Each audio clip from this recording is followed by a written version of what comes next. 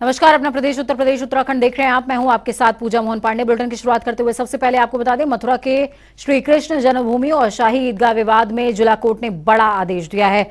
जहां आपको बता दें कि वाराणसी के ज्ञानवापी परिसर के ही तर्ज पर शाही ईदगाह मस्जिद का भी अब सर्वे यानी कि अमीन होगा। सीनियर डिवीजन की कोर्ट ने हिंदू सेना की याचिका पर यह आदेश दिया। आपको बता दें कि सर्वे 2 जनवरी से शुरू होगा और 20 जनवरी को रिपोर्ट कोर्ट में पेश करनी होगी। हिंदू पक्ष का दावा है कि शाही ईदगाह में स्वास्तिक का चिन्ह है, मंदिर होने के प्रतीक हैं। साथ ही मस्जिद के नीचे भगवान श्री कृष्ण का गर्भगृह भी है। पक्षकार मनीष यादव और वकील महेंद्र प्रताप ने यह भी कहा है कि शाही ईदगाह में हिंदू स्थापत्य कला के सबूत मौजूद हैं। ये वैज्ञानिक सर्वे के बाद सामने आ जाएगा।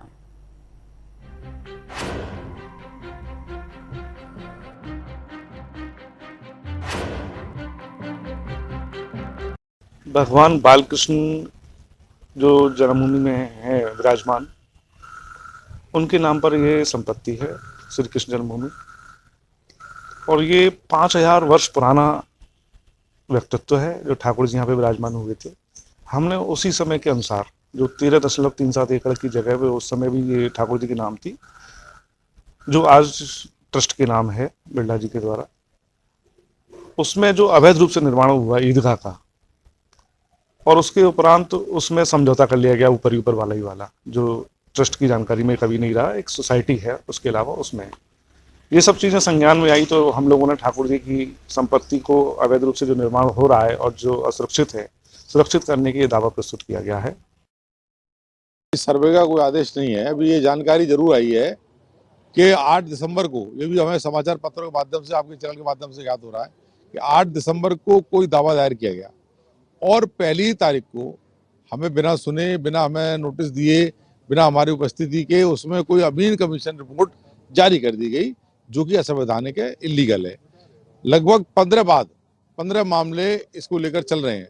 सिविल जज सीनियर डिवीजन में चल रहे हैं, सिविल जज सीनियर डिवीजन सेकंड में चल रहे हैं, सिविल जज सीनियर डिवीजन एफटीसी में चल रहे हैं, और यहाँ तक कि जनपद की जो सबसे बड़ी कोर्ट है, माननीय जिला जज महोदय साहब द्वारा, जो है वो 1400 साल पुराना है और हमारे कृष्ण का ये महाभारत है, ये 5000 साल पुराना है। चाहे आप कितनी भी खुदाई करा लीजिए, कोई 5000 साल पहले से है नहीं, तो इससे ज़्यादा और क्या प्रमाण मिल सकता है। नहीं, तो सर्वे के जो आदेश दिए न्यायालय ने, उसको कितना सही मानती हैं आप? बिल्कुल सही मानते हैं, क्योंकि ये तो औरंगजेब का किया हुआ था, औरंगजेब तो बाद में आया है और ये तो पहले का है हमारा, तो इसमें तो कोई शक और शुबह की कोई बात ही नहीं होती है। तो आप कितनी जांच चाहती हैं मंदिर की, ईदगाह मस्जिद की? पूरी जांच होनी चाहिए, पूरी जांच, और जांच क्योंकि जनता मांग रही है इसीलिए जांच का आदेश दिया। अगर आस्था की बात जहाँ तक हो तो हमें नहीं लगता है कि किसी ईदगाह की मस्जिद और किसी अल्लाह और इन लोगों की जरूरत पड़े। हमें नहीं लगता, हमें लगता है कि बस जांच हो वही होगी जो सही। अगर ईदगाह के सर्वे के लिए आदेश हुआ, क्या कहेंगे इस पर? सिविल जज थर्ड की कोर्ट ने एक आदेश पारित किया है कोर्ट अमीन के लिए, वो जाकर जो प्रार्थना पत्र में जो बिंदु लिखे हैं उनकी जांच करके कोर्ट को अवगत कराए।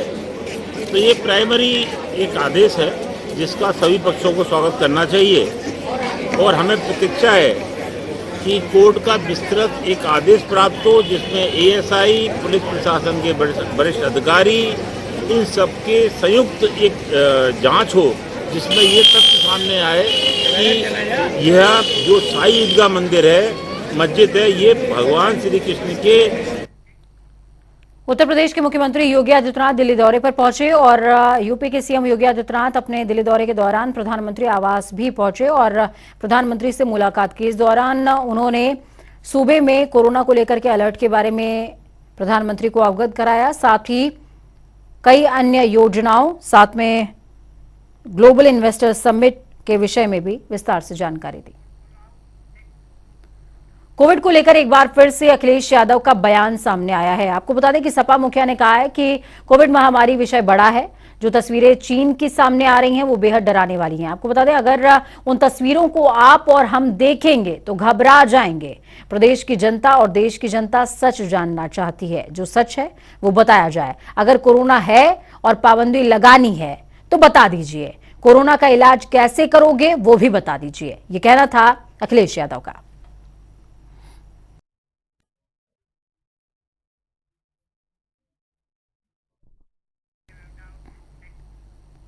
मैनपुरी से सपा अध्यक्ष अखिलेश यादव का बड़ा बयान सामने आया, जहां पर उन्होंने बीजेपी कह रही है कि 10 लाख करोड़ का निवेश आ रहा है, उस पर तंज कसा है। उसमें से 50,000 करोड़ मैनपुरी को सरकार दे दे, इंजन कितने भी लगा लो, डिब्बे खाली हैं।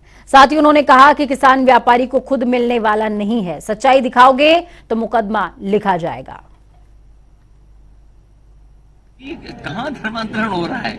हमने तो किसी सड़क पे नहीं देखा, ना किसी कॉलेज में देखा। आप इतने पत्रकार भाइयों बताओ, कहीं देखा हो तो बता दो।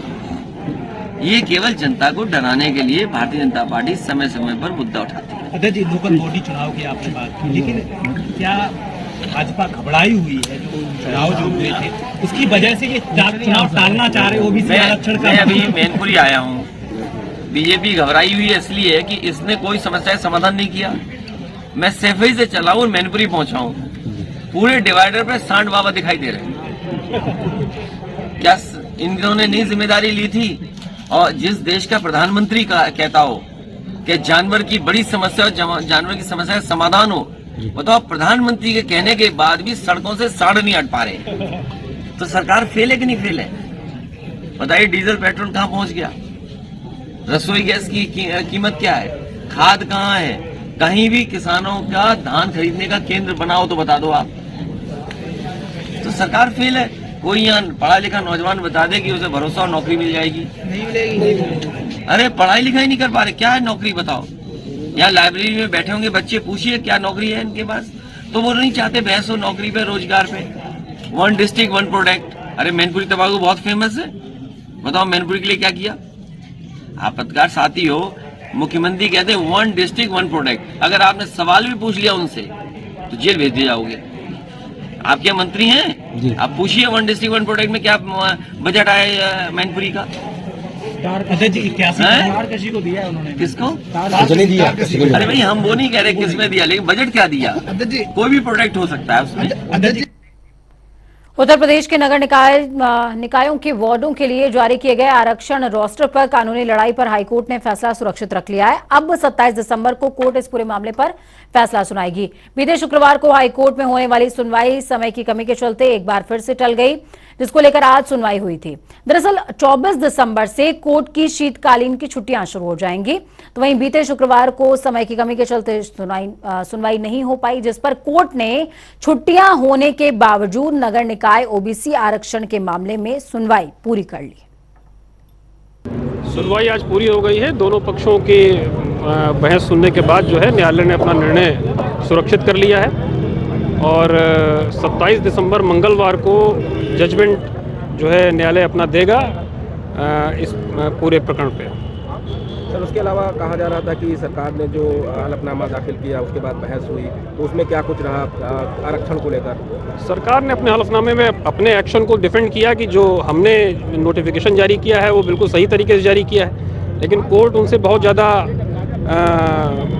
सेटिस्फाइड नहीं थी। तो दूसरी तरफ समाजवादी पार्टी के राष्ट्रीय अध्यक्ष अखिलेश यादव ने उम्मीद जताई है कि निकाय चुनाव जल्द होंगे। अखिलेश यादव ने कहा कि पहले इस सरकार ने अपने कुछ लोगों, अधिकारियों, मंत्रियों को खुश करने के लिए आरक्षण लागू किया। उम्मीद थी कि कहीं आरक्षण में भेदभाव नहीं होगा। मामला कोर्ट में है, उम्मीद है कि निकाय चुनाव जल्द होंगे। अखिलेश यादव ने यह भी कहा है कि मैनपुरी की हार से अभी बीजेपी उबरी नहीं है। जो निकाय चुनाव से भाग रहा है वही सरकार चुनाव नहीं चाहती है। नगर निगमों में इन्होंने कहीं कोई काम नहीं किया। अखिलेश यादव ने यह भी कहा कि डेंगू वहीं फैला जहां बीजेपी के मेयर थे। लोगों का सामना न करना पड़े इसलिए सरकार भाग रही है। पहले भारतीय जनता पार्टी ने और उनके अधिकारी और कुछ मंत्रियों को खुश करने के लिए आरक्षण किया गया। उम्मीद ये थी कि आरक्षण में कहीं भी किसी के साथ भेदभाव नहीं होगा। कोर्ट में मामला है, मुझे उम्मीद है कि सरकार अपना पक्ष ठीक तरीके से रखेगी और चुनाव जल्दी होगा। जो भेदभाव का आरोप लग रहा है सरकार पर, कोर्ट के सामने वो बातें स्पष्ट हो जाएंगी और हमें उम्मीद है कि चुनाव बहुत जल्दी होगा। सर, सरकार के मंत्री आरोप लगा रहे हैं कि विपक्ष चुनाव नहीं चाहता है। आपसे ज़्यादा समझदार कोई नहीं होगा हमारे पत्रकार साथियों। जो चुनाव से भाग रहे हैं वही चुनाव नहीं चाहती। मैनपुरी की हार के बाद अभी उभरे नहीं है भारतीय जनता पार्टी के लोग। सरकार की इसलिए मैं नहीं कह सकता हूँ कि मामला हाई कोर्ट के सामने। आज हाई कोर्ट सुन रहा है, पता नहीं हाई कोर्ट ने क्या फैसला दिया है। हाई कोर्ट अगर चुनाव कराने का फैसला देगा तो सरकार तो कराएगी, न चाहे तब भी कराना पड़ेगा। सरकार में बैठे मंत्री कह रहे हैं कि विपक्ष की चुनाव कराने की मंशा नहीं है, विपक्ष चुनाव से पीछे हट रहा है। अगर कोई मंत्री ये कहता है वो ना समझ, वो मंत्री होने लायक ही नहीं है। वहीं डिप्टी सीएम केशव प्रसाद मौर्य आज प्रयागराज पहुंचे हुए थे। प्रयागराज पहुंचने के बाद केशव प्रसाद मौर्य ने माघ मेले को लेकर बैठक करी। साथ ही केशव प्रसाद मौर्य ने माघ मेला क्षेत्र का निरीक्षण भी किया है। तो वहीं आपको ये बता दें कि केशव प्रसाद मौर्य ने संगम नोज पर विधि विधान के साथ पूजा अर्चना की और माघ मेले को कोविड के नजरिए से नजर न लगे इसको लेकर के कामना भी की है। साथ ही अधिकारियों को निर्देश देते हुए कहा कि मेले की तैयारियां युद्ध स्तर पर कीजिए और तमाम पहलुओं को सुदृढ़ पहले से कर लीजिए। जो लैंगिक भेदभाव के विरुद्ध एक जनजागरण का अभियान था, उस अभियान को उत्तर प्रदेश में भी सफलतापूर्वक संचालित किया गया और उस कार्यक्रम का समापन था। हमारी राज्य मंत्री श्रीमती विजय लक्ष्मी गौतम जी और सभी विभाग के अधिकारीगण इस कार्यक्रम में हिस्सा लिए हैं। और एक जो मैं देख रहा हूँ विशेष तौर से महिला सशक्तिकरण, हमारी डबल इंजन सरकार का तो संकल्प है ही, लेकिन महिलाओं के अंदर भी एक नया जोश देखने को मिल रहा है, उत्साह देखने को मिल रहा है और वह भी अपनी भूमिका महत्वपूर्ण तरीके से परिवार के अंदर भी, समाज के अंदर भी दर्ज कराने का काम कर रही हैं। मैं उन्हें आश्वस्त करता हूं माननीय प्रधानमंत्री जी के मार्गदर्शन में, माननीय मुख्यमंत्री जी के मार्गदर्शन में जो महिला सशक्तिकरण का काम चल रहा है। हरदोई में जिला मुख्यालय स्थित गांधी भवन में राज्य मंत्री नितिन अग्रवाल ने जिले के तमाम जरूरतमंदों को कंबल वितरित किए। इस मौके पर उन्होंने कहा कि सरकार लगातार जरूरतमंदों की सहायता के लिए लगी हुई है। सरकार ने 1 साल के लिए मुफ्त अनाज योजना आगे बढ़ा दी। साथ ही कहा कि सरकार चाहती है कि हर योजना का लाभ हर किसी को मिलना जरूरी है। उन्होंने कोविड को लेकर कहा कि सभी लोग कोविड प्रोटोकॉल का पालन करें और सरकार की सारी तैयारी है।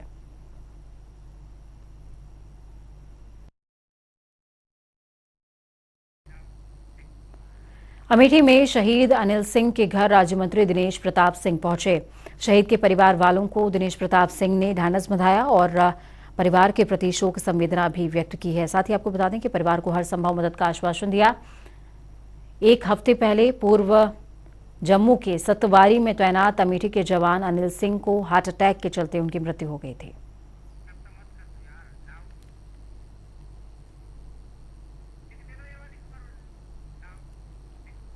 दूसरी तरफ चीन से सटी एलएसी के करीब नॉर्थ सिक्किम में एक दर्दनाक सड़क हादसे में भारतीय सेना के 16 जवान शहीद हो गए, जिनमें से भोपा क्षेत्र के गांव यूसुफपुर निवासी लोकेश सहरावत के शहीद होने की खबर से गांव और क्षेत्र में शोक की लहर दौड़ गई। जिला पंचायत अध्यक्ष डॉक्टर वीरपाल निरवाल, भाजपा क्षेत्रीय मंत्री समेत तमाम लोग इस क्षेत्र में पहुंचे हैं। पूर्व सैनिकों की संस्था से जुड़े सैनिकों ने घटना पर गहरा दुख भी व्यक्त किया है। लोकेश कुमार सहरावत मेरा भतीजा है और इसके पार्थिव शरीर की आज रात तक आने का अंदेशा है। कल इसका अंतिम संस्कार अपने ही फार्म पे किया जाएगा गांव के चक पर और जो भी सरकारी प्रक्रिया है उसके तहत वो डेथ बॉडी भेजेंगे जब अंतिम संस्कार कल किया जाए। देखिए, हमारे मुजफ्फरनगर जनपद के यूसुफपुर गांव का एक नौजवान लोकेश सहरावत सिक्किम के अंदर जो बॉर्डर में अपनी फौज में और अपनी ड्यूटी में था, दुर्घटना के कारण से शहीद हुआ है। निश्चित रूप से देश की चाइना की सीमा पर जो सैनिक लगातार पीड़ा करते हैं, परिश्रम करते हैं, ड्यूटी देते हैं और चाक चौबंद रह करके सीमाओं पर सुरक्षित रखने का काम करते हैं, तो उसमें दुर्घटना का शिकार हुआ है। उसकी शहादत पर पूरा गांव, पूरा जनपद, आदरणीय वीरपाल निरवाल जी हमारे जिला पंचायत के अध्यक्ष, हम सब यहाँ परिवार में पहुंचे हैं और बहुत ही कस का विषय है, कोई शब्द भी नहीं है, क्योंकि एक नौजवान। तो वहीं दूसरी तरफ रुख करेंगे उत्तराखंड का। कांग्रेस ने सरकार की कोरोना वायरस को लेकर सतर्कता पर तीखा कटाक्ष किया है।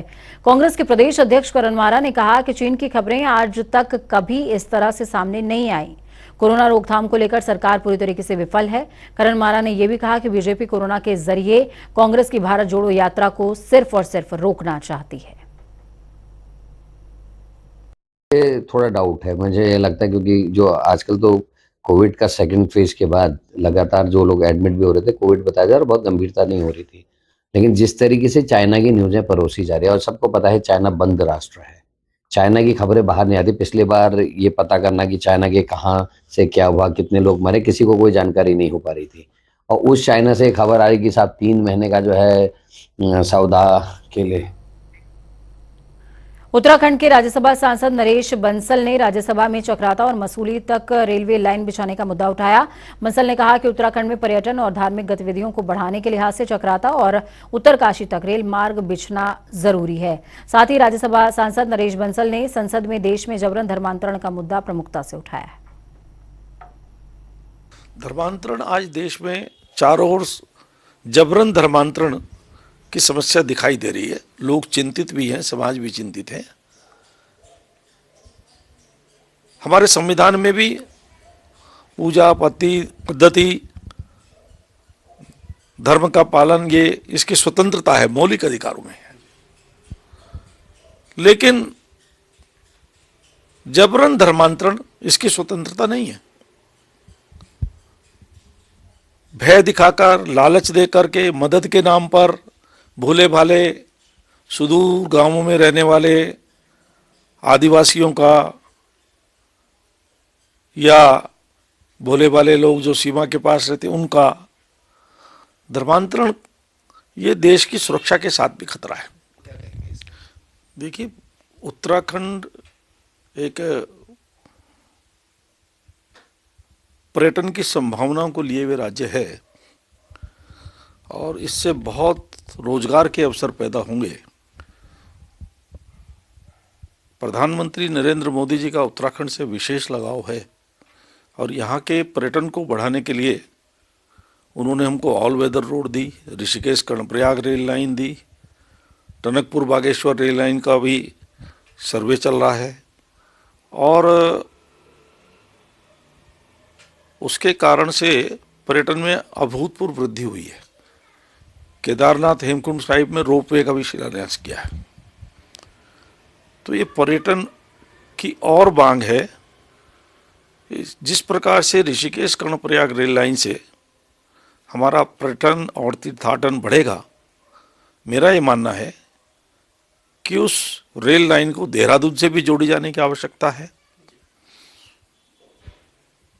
और जो हमारा यमुना घाटी का क्षेत्र है। तो वहीं काशीपुर में खनन माफियाओं के जानलेवा हमले में काशीपुर उप जिला अधिकारी बाल बाल बच गए। घटना उस वक्त घटी जब वो अपनी टीम के साथ जिलाधिकारी के निर्देश पर खनन वाहनों की जांच कर रहे थे। पुलिस ने पूरे मामले में अज्ञात के खिलाफ मुकदमा दर्ज करते हुए घटना में संलिप्त लोगों की धरपकड़ तेज कर दी है। कल एक घटना प्रकाश में आई है। इसमें एसडीएम काशीपुर जब चेकिंग कर रहे थे, कुछ फील्डर्स के द्वारा इनका पीछा किया जा रहा था और उसके बाद जब एक क्रेटा गाड़ी वहां पर आती है तो उसको रोककर इन्होंने पूछताछ का प्रयास किया, तो उसके द्वारा इनको धक्का मारा गया। इसी क्रम में हमने एक मुकदमा पंजीकृत किया गया है। गाड़ी इसमें आइडेंटिफाई कर ली गई है। दो टीमों का थाने से गठन कर दिया गया है। फिलहाल जो गाड़ी वाहन स्वामी है और जो भी उसमें वाहन सवार था उसको हम लोग तलाश कर रहे हैं। बागेश्वर जिले के विवेकानंद विद्या मंदिर मंडल सेरा स्कूल में पढ़ने वाले 11वीं के छात्र राहुल बिष्ट ने पिता की ओर से स्कूल जाने का ज्यादा दबाव बनाने पर अपने घर में रखे कीटनाशक जहर को खा लिया, जिससे उसकी इलाज के दौरान मृत्यु हो गई है। जानकारी के हिसाब से राहुल बिष्ट जोशी गांव घिरोली का रहने वाला बताया जा रहा है, जो कि 2 दिन पहले से ही स्कूल नहीं गया था। एक बच्चा है राहुल बिष्ट, सन ऑफ लक्ष्मण सिंह बिष्ट, यही जोशी गांव का रहने वाला है। विवेकानंद स्कूल में पढ़ता है, बता रहे हैं 11th में पढ़ता था। 1-2 दिन से स्कूल नहीं गया होगा, तो वहाँ से स्कूल से मैसेज आया होगा परिजनों के लिए कि बच्चा स्कूल नहीं आ रहा करके। तो इसी में थोड़ी पिताजी ने थोड़ी सी डांटा होगा, तुम स्कूल क्यों नहीं गए। इसी बात को लेकर के इसने कोई जहरीला पदार्थ खा दिया। इसे रात में ही अस्पताल भर्ती किया गया था, लेकिन उपचार के दौरान। तो चलिए फटाफट अंदाज में 2 मिनट में 10 अहम जिलों का रुख करेंगे। उत्तराखंड विधानसभा के बाहर बर्खास्त कर्मचारियों का अनिश्चितकालीन धरने का आज 6वां दिन। कर्मचारियों का विधानसभा अध्यक्ष पर आरोप, दिल्ली हरियाणा बिहार के कर्मचारियों को निजी स्टाफ में रखकर प्रदेश के युवाओं के साथ किया जा रहा है छलावा। कर्मचारियों के बच्चे स्पीकर के जरिए लगा रहे हैं न्याय की गुहार। कर्मचारियों के सामने खड़ा हुआ बच्चों के भरण पोषण का संकट।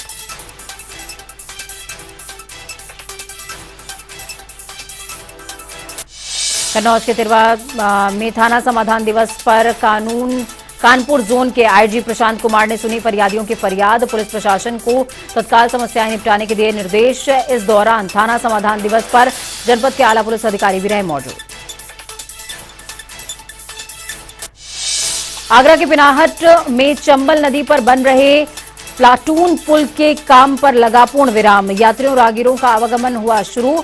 4 व्हीलर चालकों को कुछ समय करना होगा अभी और इंतजार। मध्य प्रदेश की सीमा में नहीं बनाया गया प्लाटून पुल का रास्ता। 2 महीने में बनकर तैयार हुआ पुल। हर वर्ष पुल निर्माण में पीडब्ल्यूडी विभाग की देरी के चलते यात्रियों को करना पड़ता है काफी दिक्कतों का सामना। हरदोई के टोडरपुर सीएचसी पर शराब के नशे में धुत एम्बुलेंस कर्मी ने स्वास्थ्यकर्मी पर जमकर करी मारपीट। मोटरसाइकिल देने से मना करने पर एम्बुलेंस चालक ने पिटाई की वारदात को दिया अंजाम। पिटाई का लाइव वीडियो सोशल मीडिया पर धड़ल्ले से हो रहा है वायरल। मामले में पुलिस प्रशासन बना है मूक। प्रतापगढ़ में समाधान दिवस पर डीएम और एसपी ने जन चौपाल लगाकर करी जन सुनवाई। संबंधित प्रशासन को समस्याओं के जल्द निस्तारण के दिए दिशा निर्देश। इस दौरान डीएम और एसपी ने पुलिस आवास पर किया निरीक्षण।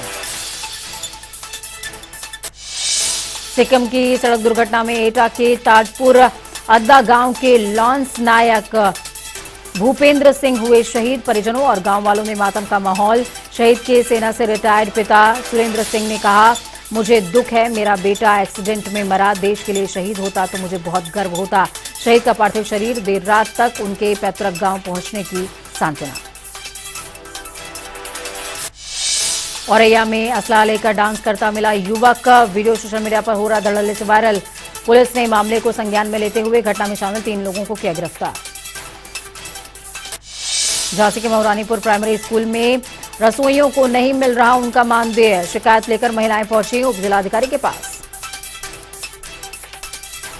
मुजफ्फरनगर जिला कारागार में सरकार ने एनजीओ के जरिए इलेक्ट्रॉनिक ट्रेनिंग की शुरुआत करी। उत्तर प्रदेश कौशल विकास विभाग से संबंधित है एनजीओ। स्वावलंबी बनाने के लिए दी जा रही है ट्रेनिंग। कानपुर के कल्याणपुर में स्टैंड संचालकों ने युवक को पीटा। बेल्ट और ईंट से जमकर करी पिटाई। वीडियो सोशल मीडिया पर हो रहा है वायरल।